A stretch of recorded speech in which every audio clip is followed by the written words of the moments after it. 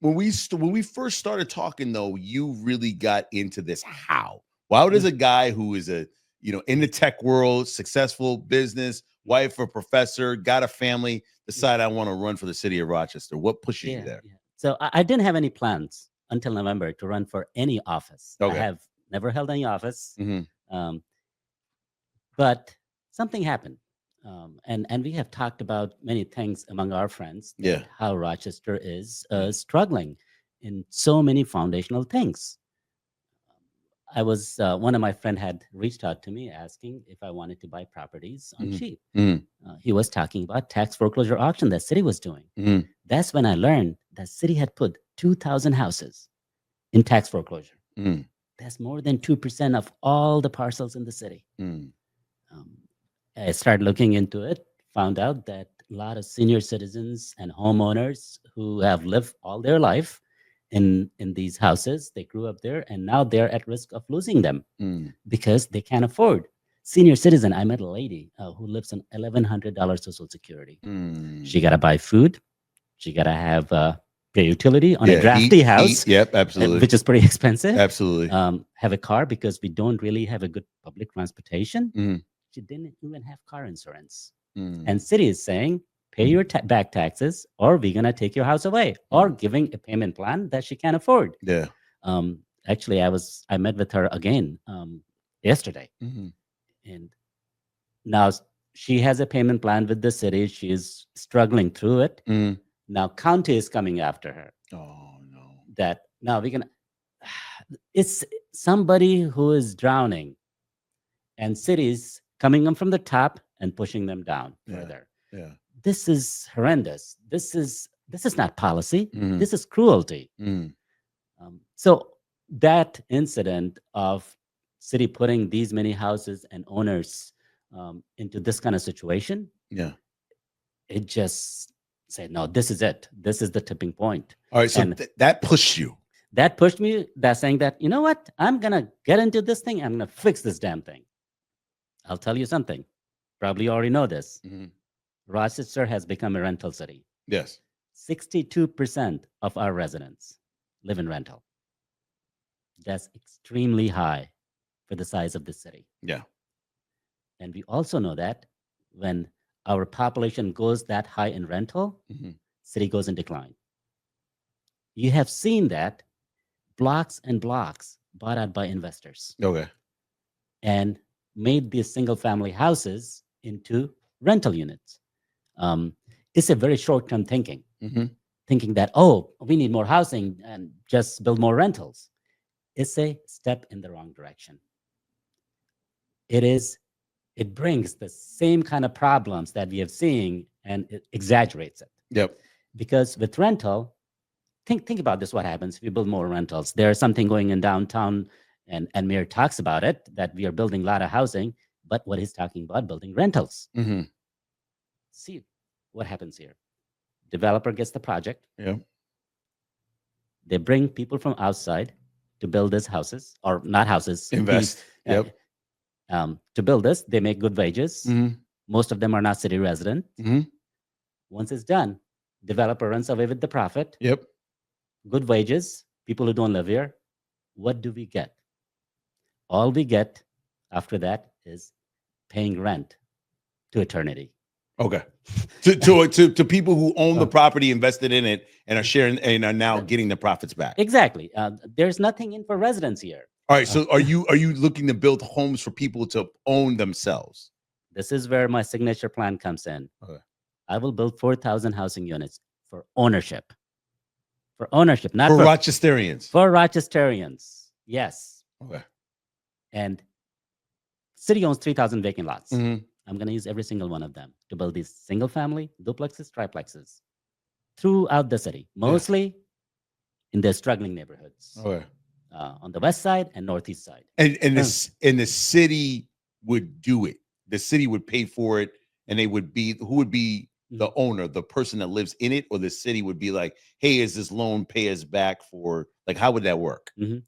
So before I get into this, I'll talk about very, in a very small scale, city has done something like that. It Okay. started under the idea started under Lovely Warren Okay. by the block program. Yeah. City had built 24 houses in phase one. Mm-hmm.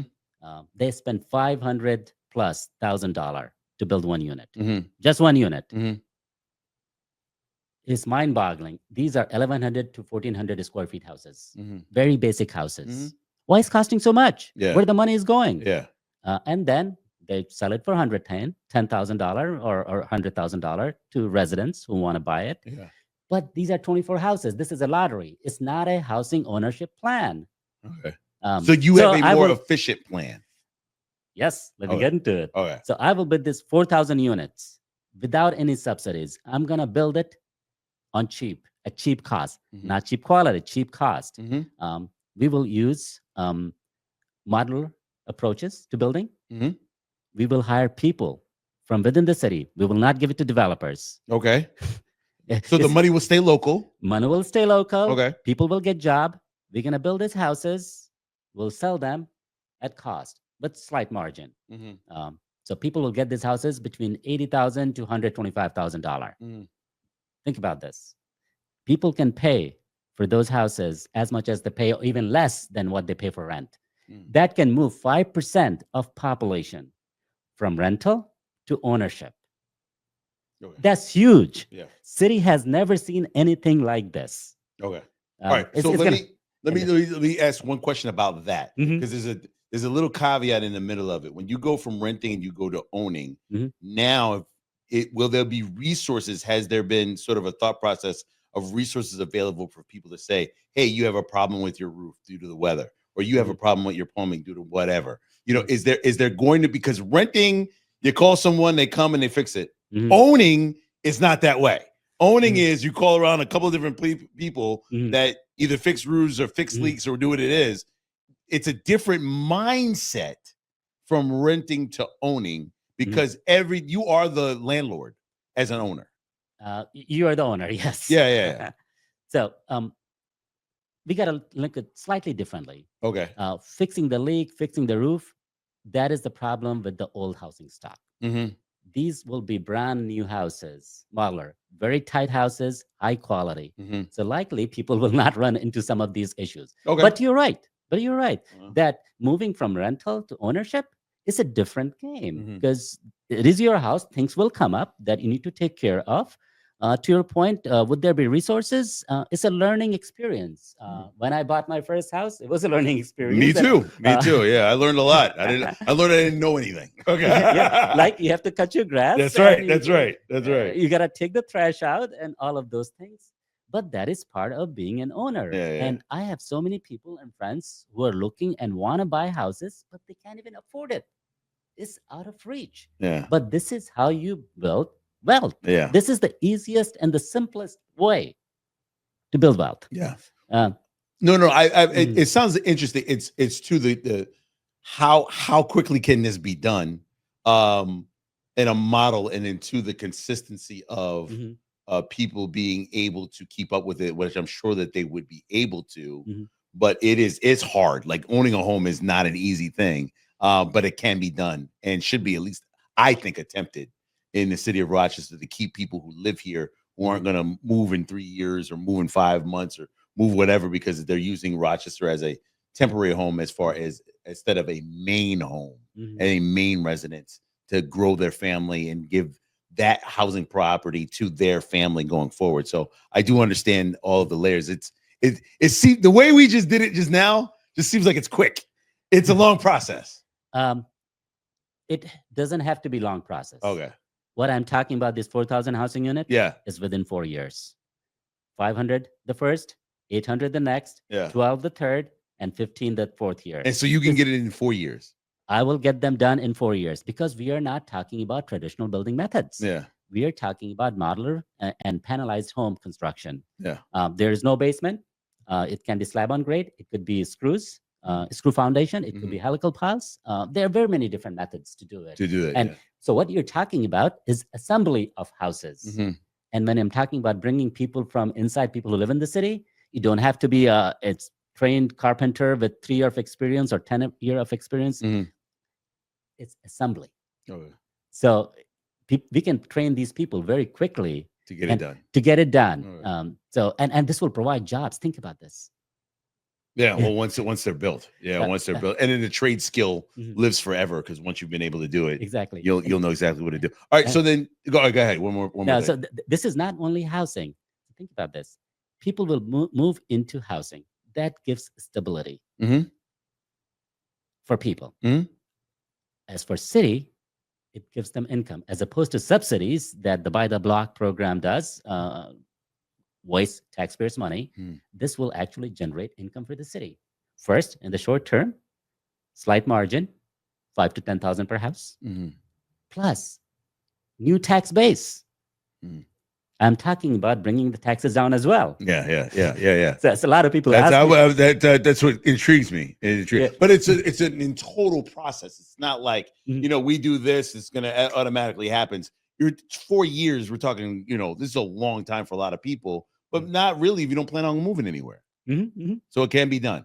It can be done. Absolutely. Yeah. I will do it. And if elected mayor, you would do it. All right. So then once I've got the house, how do you plan on making Rochester safe to live in the house? Mhm. So when I'm talking about, when I earlier said that these three things are interconnected, Mhm. that is safety, education, and housing, Yes, they are interconnected. I know. We gotta take care of all of these three at the same time. Okay. So when I'm talking about building these houses, we will think about pockets, bigger pockets, like 10, 20 blocks at Yeah. a time Oh. in different areas. What that means is we're going to look into safety on those pockets. Are there any crime there? No, we got to take care of it. What's happening with the kids in those neighborhoods? Mhm. Are they going to school? Are they learning or not? Clean that area up, the whole thing at once. Mhm. Start the construction. Mhm. Move up quickly. Shock the system. Mhm. And before you know it, it's one of the safe area. Kids going to good schools Yep. because I'm not going to leave education out. Yeah. And people are going to be living there. So it's going to build up whole neighborhood in this form. And not only that, I'm also talking about building grocery stores. I'm talking about building pharmacy in those areas, in those pockets. So it's the holistic approach I'm Yeah. talking about. Even though I say it's housing, Yeah. it's a lot more than housing I'm talking about. Okay. All right. So, but you're also saying that you're looking to reinvest city money and resources back into the city to see that growth and give what an alternative so people now have jobs so they won't commit crime. Part of that it is. When I'm talking about giving people job, some folks are into crime because they may not have an avenue out. They don't have a career. Mhm. So this is an option for them. Absolutely. Yeah. But it is option for everybody who's looking for a job. Okay. Good paying job, as opposed to just underemployed or being in the crime or doing something else. Oh. This is an option because I'm talking about economic growth for the city, economic growth for the people. And everybody knows it, that economics is a big part of a lot of problems, and poverty is a big part of a lot of problems. But will you? I guess as somebody who, as the mayor of the city of Rochester, you will have to appoint a police chief. There will be some that do not want to take the option of the job. There'll be some that will want to go down the road because they either like it or that's a part of who they are, or they don't want to change, or you know what I mean. I don't care who the mayor is. I'm still going to do what I'm going to do, illegal or hurt anybody that they want. Or do you have a plan for that, or is it just more enforcement coming with police? It is a lot more than that. With every issue, my approach is look into what we can do right now. Second, look into the core of where this is coming from. How do we fix the core of the issue? So when we're talking about public safety, especially violent crime, yes, I have said very openly, I'm going to make police visible. I'm going to put police where crime is happening in the hot spots. Because it is proven that if you put a cop on the corner, chances of crime happening in that corner goes down. If you put a blue light camera in that corner, chances of crime happening in that corner goes down. So yes, I will be making police visible. I'm going to reallocate the resources from police to make the area safe. And there are multiple pieces to it. There's the repeat offender thing that I think we talked last time around. Yeah. That there are going to be consequences. I'll work with judges and prosecutors. If you continue to do same things over and over again, There'll be a there, penalty. there will be You consequences. said that last time on the radio. Um, Yeah. And but other thing I also talked about, these young kids now getting into crime. Yeah. 13, 14, 15. Mm-hmm. Think about this. This is not normal. Mm-mm. Our foundation is rotted, seems like. Mm. Those kids, they belong in school. Plain and simple. They should not be out in the street Mm-hmm. getting into this life. Think about this. What's going to happen 10 years from now for those kids if we leave it alone? Yeah. We know what's going to happen because we are seeing it right now. All right. And you believe as mayor you would be able to at least give an alternative, not to say that you would be able to get into every home, at least give them an option not to do the things that they are doing that could lead them either to jail or in the criminal justice system or whatever it might be, family services. You feel as mayor there will be options for them to get out of it easier rather than difficult. It's going to be definitely they're going to be the option, but it's going to be more than option. Okay. More than an option. More than an option. Okay. Especially if you're 13, 14, 15-year-old kid gotten into this. I'm not the one for putting people in prison. I don't like that idea, especially these young kids. Yes. We have seen what's happening. Prison has become a business. Yes. I'm very much opposed to it. Yeah. But we got to give these kids a path to success. And what that means is they will need to be in school, especially if you have gotten into this kind of trouble. Okay. What that means is from 8 o'clock in the morning, you can't be out in the streets. You're at that age, you belong in school. You have to be in school. After school, after 3 o'clock, you need to be in after school program, learn something, and go home when your parents are home. Also for summer, you can't be out in home and just doing whatever you want.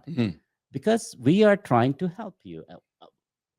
13, 14, 15. Yeah. I didn't know much until I was 20. That's what I was doing. Yeah. I mean, I grew up in New York City, so I kind of knew a little bit more than I should have. But I knew where the spots were and where not to go. And it's easier said than done. Every family is different. Every family circumstance is different. I just had a parent that, I just didn't want to disappoint. So my thought process might have been different than others whose parents were active, weren't active, weren't around. So I think every situation is different. I do like the fact that you're not just going to lock up 14 or 15-year-olds. Clearly, there is some leadership within that family structure that isn't there to help support them, which leads them to decisions 13, 14, and 15-year-olds that'll make, which are not always the wise ones. It's not. So I do understand that, and I appreciate that. And so let's get to the education end of it, because that's the other end that you are very serious about. You, as mayor, wouldn't control what the school district does as it's structured right now. So then how does the mayor of the city of Rochester tell the school board or suggest to the school board, we need to do this in our city to get our young people and families to succeed? So Rochester, this year's budget is $1.1 billion. And we have continued to perform at the bottom of the list for many, many, many years in New York State ranking. Actually, probably it's nationwide. So we are in trouble. Kids are graduating. They are being pushed out without really learning much. And we know that what we are seeing right now is result of neglect of education for many years. So coming back to the question of, as mayor, you don't control our CSD. Yeah, not the money, not the not structure, not the money, nothing. Nothing at all. Yeah. But as a mayor, can you wash your hands off saying that, nope, I don't control RCSD. There's nothing I can do about education? Heck no. I'm not going to take a backseat. And I have talked about this. I'll be appointing a chief of education who will work with RCSD board, who will work with the new, actually, I saw the new superintendent of the day, didn't talk to him, but Yeah. he's here, Yeah. working with parents, working with teachers, working with students, putting targets that what exactly we need to do to fix these issues. How do we improve performance for kids? How do we make sure that kids actually are going to school? Hmm. So this chief of education will be coming in, setting the direction, working with the superintendent and with the board, and doing the measurement on an ongoing basis. Very active, communicating with community Hmm. and parents. Hmm. What is happening? How we are tracking towards those goals. Yeah. And I'm not talking about some 10-year goal. I'm talking about yearly goals. How are we doing? Are we progressing on those goals or not? Graduation rates, test scores, All of it. Okay. All of it. And making sure that $1.1 billion is going towards education and kids. all the And time. all the time. Okay. All the fluff is gone. Okay. It should be gone. All right. So let me go back a bit, Mhm. because there's a point of it would be a city person that you would be in charge of. All they do is find out how RCSD is running and going forward. It's not a takeover, by the way. I want to be clear. Yeah, about yeah, this. not mayoral control. That was Not- something brought up before about mayoral control over city schools, Um, and the mayor would have. You're not looking at that. No, I'm talking about having a strategic partnership, Okay. a very tight one that sets the direction of what we should be doing and how. Well, everybody should be on the same page. I agree with you on that. But there's a portion of this that's kind of like, well, I don't need to report to whomever you would report Mhm. as the head of education, Mhm. because they don't work for them. They would work for the school board. So can you anticipate there's some friction there? There could be some friction, but I also think everybody means well. Everybody wants our kids to succeed. Yes. Yeah. And get educated. That should be the goal. Yeah. That should be the goal. Yeah. Yeah. And public will be very aware of what's happening all the time. Yeah. Yeah. So if the frictions, if it's warranted, and if as mayor and as chief of education says or try to do something else, it's going to be public. But at the flip side of it, Yeah.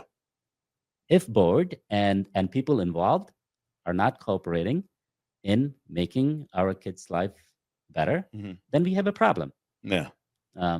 So no, it's gonna be cooperation between all of these parties. Okay. And All right. and I have said this last time. All right. We don't have an option. This is something we need to do. We will be doing this. Okay. All right. So there's no back. Well, I just want to prepare you for the possibility of petty, like the possibility of I don't want you don't write the checks for me, or you can't tell me what to do. It shouldn't get in the way of the greater good of the education of people, especially within the city of Rochester or any situation. But as far as politics goes, politics and petty go running in. So are you prepared to deal with that? Oh yeah, yeah. And I deal with all these things all the time. Okay. In business, and especially in my corporate world. Yeah. I mean, different groups. I manage large budgets. Yeah. Where people want to invest in certain different things, and often competing priorities, exactly opposite of each other. Yeah. So, but you come down to that what the goal is and how do we get there together. Yeah. It's building partnership. Yeah, well, but I also know, like in the tech world, it's kind of like you want this to efficiently run better. You want Yes, and we're not. You're to your point, to a certain extent, we're not getting the results that we need. Hence, what makes you a better candidate than Malik Evans, than Mary Lupin? As you wrap up, can you tell me why people should vote for you? Sure. Other than what we just talked about for the last 20 minutes. So, I am completely different than the other two, both in my approach, in my scope, and how I'm going to do things to fix things. I am thinking holistically. I'm running to fix Rochester from ground up. I'm talking about revival of Rochester, economic revival of Rochester. Think about this, where we are. We have three basic pillars, and we are failing on all those three. We have triple whammy. Nothing has happened for many, many years. So if you leave it to people and politicians right now, we exactly know what's going to happen in the next 4 years or down the road. I am bringing in very different vision, a big one, a bold one, that I'm going to rub a lot of people the wrong way, but it's about getting the results. I want to put Rochester back on the map. I want to take Rochester in a growth trajectory. And when we talk about revenue for the city, I'm talking about increasing revenue from outside, not by penalizing the city resident. So both in my approach and scope, I'm night and day. Okay. All right. Compared to Mayor Evans or Mary Lupian. Yeah. Shashi Sinha, running for mayor of the city of Rochester. When's the primary again? June 24th. June 24th. Just keep that marked down on your calendar. Thank you for joining us on the WDKX Podcast Network.